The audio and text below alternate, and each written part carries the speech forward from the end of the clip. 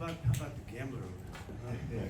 Jeez. How many trades can we make in one day? Did you have an inkling that was going to be how it could? You kind of touched on it a little bit yesterday, but did you have a feel like that was out there for you guys? Well, this happens a lot in day two, I think. You know, people sit around all day and they see the board and they get anxious and maybe sometimes create urgency, and those picks can get hot. The interesting thing was it was pretty quiet until about, till about when we were on the clock. And we had about 3 or 4 different offers that we had to kind of mill through. So big credit to David Kristoff and Al Singh and Mark Thews and everybody that supports on that. They ran the numbers great, and we made the best deal that we thought for the Raiders. And I think if you look at the value of the trade and what we got, we felt pretty good about that. So you ended up with, I think, 5 players out of the top 100. Was that important to you? I mean, this is considered a fairly deep draft when it came to stand-ups. Was that important to you to get that many picks within that kind of range right there? And 6 within the first 100. Yeah, I mean, I wouldn't have sat here yesterday and thought we could do that, but we were prepared to do it. And the way the board looked, it made sense to us. The value, I think, and you talked to a lot of people around the league, the value was in rounds 2 and 3, and for us to have as many, bulls to shoot into that one was something that we were after. And so I'm thankful it worked out. Had the support of him, and so it was a spirited draft room up there. It was great. We wanted to create as much competition as we can, and so that's so important to this program, particularly getting started and all of that. The players that are here know that that's coming, and that's the central theme of the program. So I thought to add these guys to the roster on this first day, first couple of days, fantastic. John did a great job. If you both could address this, please. I know you wanted competition, but you also got players who, even your skill offensive players, have the same mentality. They just play tough, physical, they want to attack people. Would you talk about that mentality that you're looking for in new Raiders, please?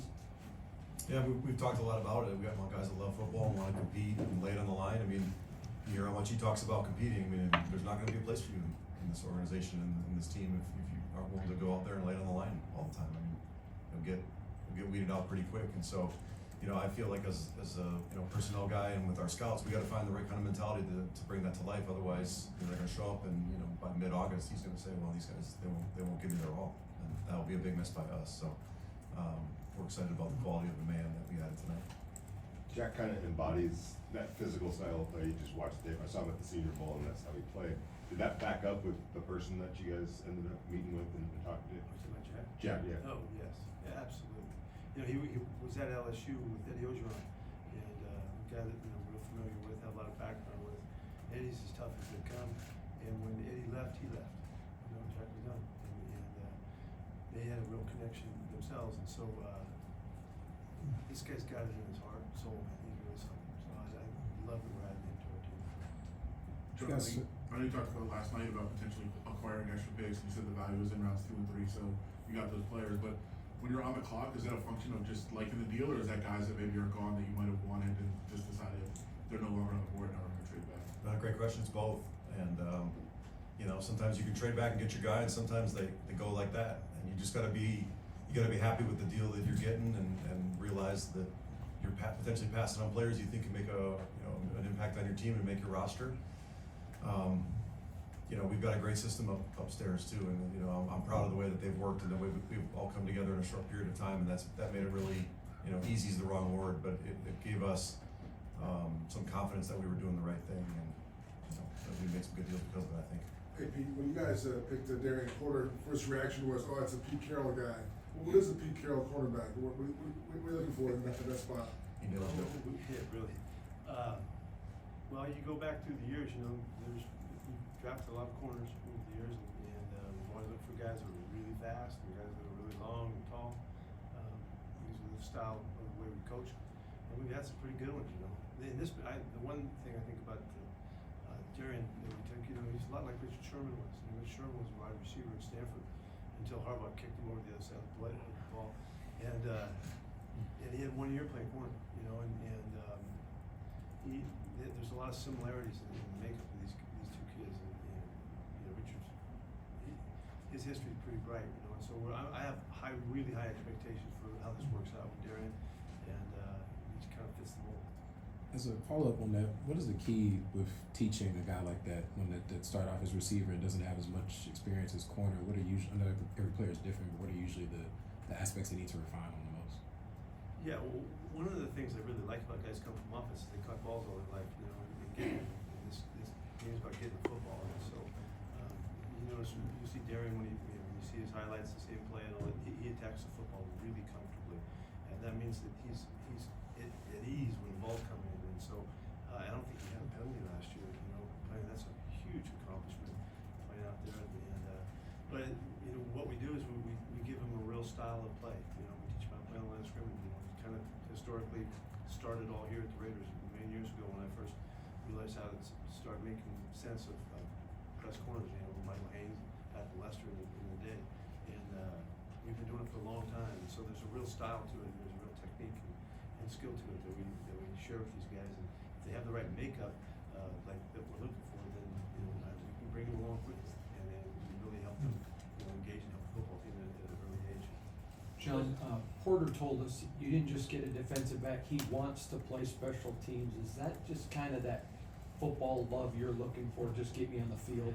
Yeah, I mean, I just wanna be on the field wherever it is. You block 5 kicks, I think, if I'm right. And, I know the special teams coaches are excited too. They see him as being a good gunner, and I've already heard from AJ Cole too. He's gonna be a lot better this year because he's got this guy, so. Yeah, just guys that wanna play football wherever it is, put the ball down. I wanna run down the field and hit somebody and block a kick. Speaks to the guy. Those last couple picks, you took 2 college tackles. Is that where you see them playing? Is both of them being offensive tackles for you? Yeah, Sorry. sure. Yeah, no, you got it. Okay, I got it. All right. Yeah. Yep. No, we really see Caleb, you know, trying to work in on the inside spots, and so the chance to get Charles, you know, to be a tackle, we'll find out if, you know, if he can play on both sides. A lot of left tackle was really good doing that. Just trying to get as much flexibility as we can, and you know, and just kind of spread the wealth and let the guys compete in a spot where they really can get a good look and all that. So when these guys come in, they're going to get a great look. We do not hold them back or keep them out of the fire. We're going to put them in there right away and let them see where they stack up and make sure that the competition is really the theme that they're living with. You know? So Caleb, I'm looking right off the bat as being an inside guy and Charles being an outside guy. Specifically with Caleb, what did you guys like about his play style and what he can bring to the line?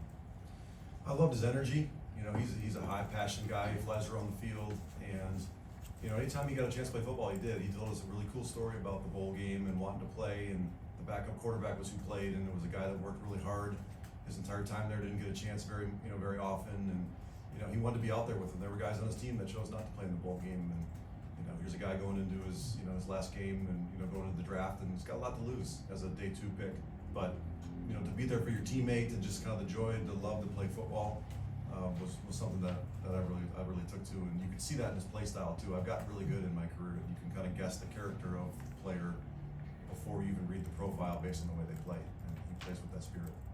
John, it's not the most star-studded draft, or at least that's what people like to believe, but people do believe it's very deep. So if you believe that, how did that impact your strategy going into today, where you ultimately traded back twice? Yeah, the more picks the better. You know, we turned 2 picks today into 4 and another 4 tomorrow.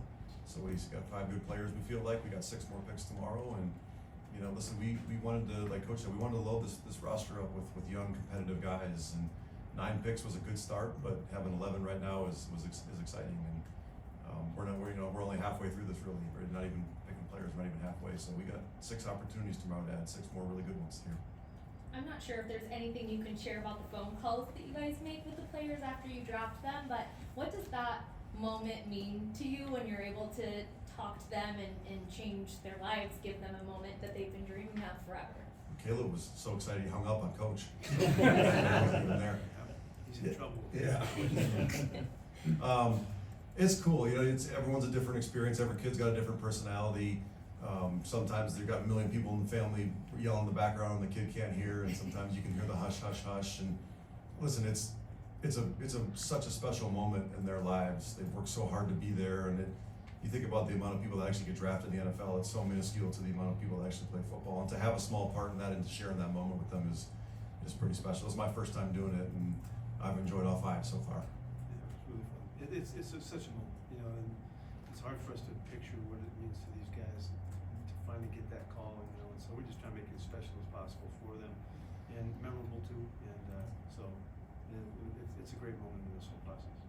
Charles Grant is a guy that a lot of teams really liked. Were you a little bit surprised he was there at 99, John?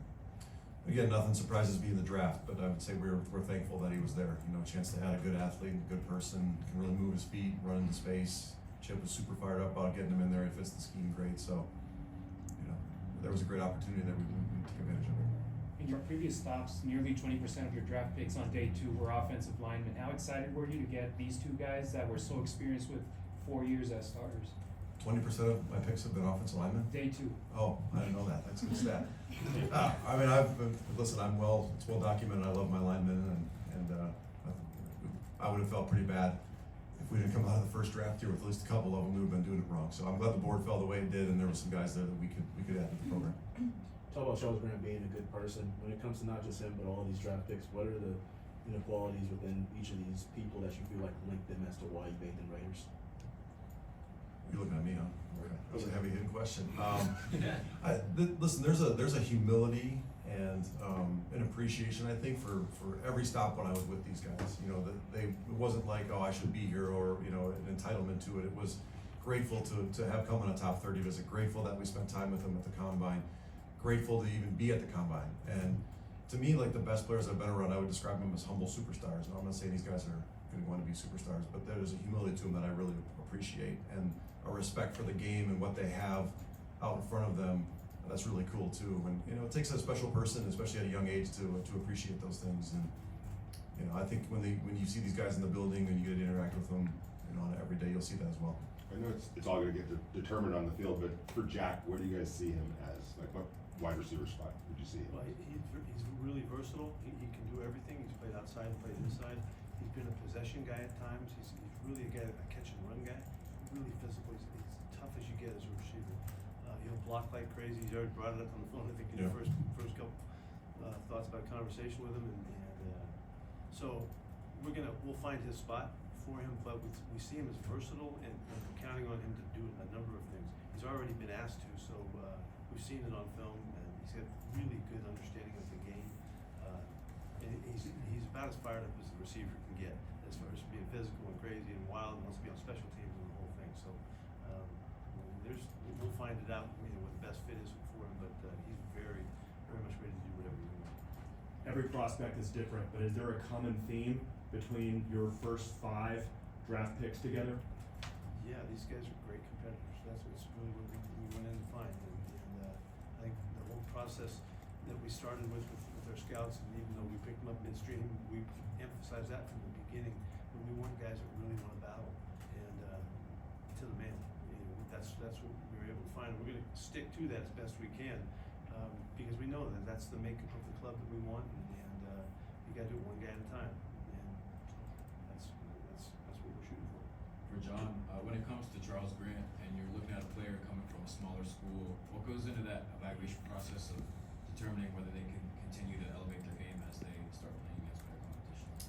Well, you want to see him dominate, you know, control for alignment, control the man in front of him. He's such an easy athlete. You know, I'm sorry you guys saw the highlights. He can move his feet. He can run into space. He can sink his hips.